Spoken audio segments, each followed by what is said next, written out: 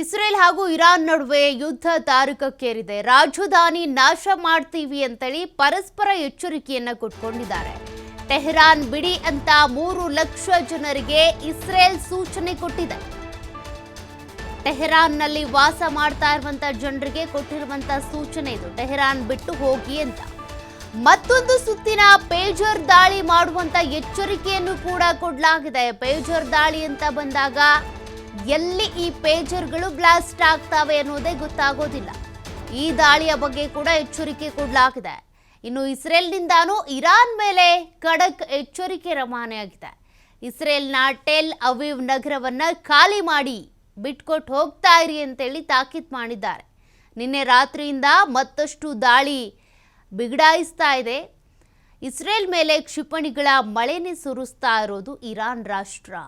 Tell Aviv ಗುಪ್ತಚರ ಸಂಸ್ಥೆಯ ಕಚೇರಿ ಮೇಲೂ ಕೂಡ ದಾಳಿ ಮಾಡಿ ಧ್ವಂಸ ಮಾಡಿರುವಂಥ ಒಂದಷ್ಟು ದಾಳಿಯ ದೃಶ್ಯಗಳು ಈಗ ಲಭ್ಯ ಆಗ್ತಾ ಇದ್ದಾವೆ. ಗಮನಿಸ್ತಾ ಇದ್ದೀರಾ. ಇರಾನ್ ಮತ್ತು ಇಸ್ರೇಲ್ ನಡುವೆ ಯುದ್ಧ ತಾರಕಕ್ಕೇರಿದೆ.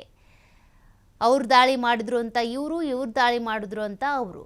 ಸದ್ಯ ಅಲ್ಲಿರುವಂಥ ನಾಗರಿಕರ ರಕ್ಷಣೆ ಯಾರು ಮಾಡ್ತಾರೆ ಅನ್ನೋದೇ ಸವಾಲಿನ ಪ್ರಶ್ನೆ. ಕ್ಷಿಪಣಿಗಳ ದಾಳಿಯಿಂದಾಗಿ ಬೆಂಕಿಯ ಮಳೆಯಲ್ಲಿ ಬೆಂದು ಹೋಗ್ತಾ ಇದ್ದಾವೆ ಎರಡೂ ರಾಷ್ಟ್ರಗಳು ಕೂಡ. ಆಸ್ಪತ್ರೆಗಳ ಮೇಲೆ, ರಾಜಧಾನಿ ಮೇಲೆ ಅಟ್ಯಾಕ್ಗಳಾಗ್ತಾನೆ ಇವೆ. ಇನ್ನು ಇರಾನ್ನ ರಾಜಧಾನಿ ಆಗಿರುವಂಥ ಟೆಹರಾನ್ನ ಬಿಟ್ಟು ಹೋಗಿ ಅಂತ ಇಸ್ರೇಲ್ ಈಗಾಗಲೇ ಎಚ್ಚರಿಕೆಯನ್ನು ಕೊಟ್ಟಿದೆ. ಟೆಹರಾನ್ ನಮ್ಮದು ಅಂತೇಳಿ. ಯಾಕೆಂದರೆ ದಾಳಿಗಳು ನಡೀತಾ ಇರೋದನ್ನು ನೀವು ಗಮನಿಸ್ತಾ ಇದ್ದೀರಾ. ಪರಮಾಣು ಶಸ್ತ್ರಾಸ್ತ್ರಗಳ ಒಂದು ಸೃಷ್ಟಿ ಆಗಲೇಬಾರ್ದು, ಅವುಗಳನ್ನು ಮಾಡಲೇಬಾರ್ದು ಅನ್ನುವಂಥ ಕಾರಣಕ್ಕೆ ಯುರೇನಿಯಂ ಸಂಗ್ರಹ ಮಾಡ್ತಾ ಇದ್ದಂಥ ಇರಾನ್ ಮೇಲೆ ಇಸ್ರೇಲ್ ದಾಳಿಯನ್ನು ಮಾಡ್ತು.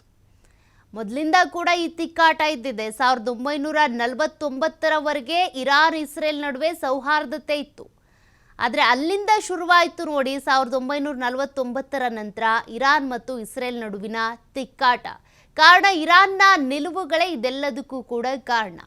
ಇರಾನ್ ಹಿಜ್ಬುಲ್ಲಾ ಸಂಘಟನೆಗಳಿಗೆ ಬೆಂಬಲ ಕೊಡ್ತು, ಅದೇ ರೀತಿಯಾಗಿ ಹಮಾಸ್ ಸಂಘಟನೆಗಳಿಗೆ ಬೆಂಬಲ ಕೊಡ್ತು. ಇದೆಲ್ಲವೂ ಕೂಡ ಇಸ್ರೇಲ್ನ ಕೋಪಕ್ಕೆ ಗುರಿಯಾಯಿತು.